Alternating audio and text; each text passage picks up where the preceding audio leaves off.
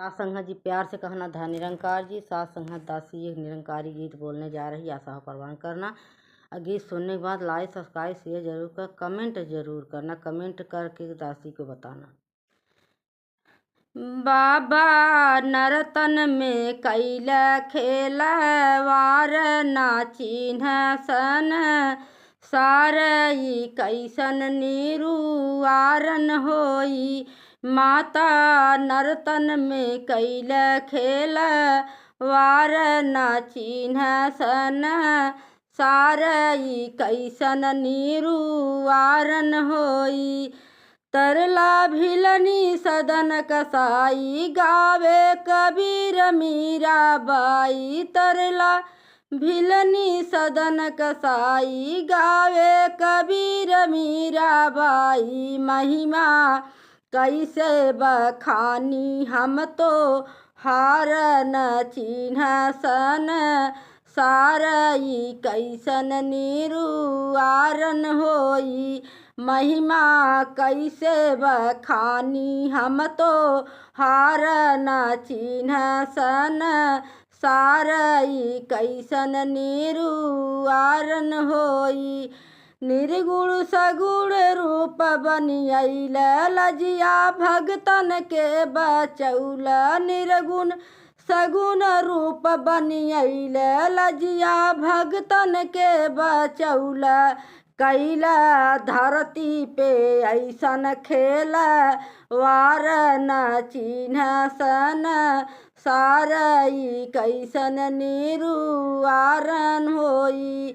कैला धरती पर ऐसन खेल वार न चिन्ह सन सारई कैसन निरुआरन होई। माता नर्तन में कैल खेल वार नाचिन सन सारई कैसन निरुआरन होई। यथा अनेक रूप बनाय सबके नजर में नहीं तू आय। यथा अनेक रूप बनाय सबके नजर नहीं तू आय।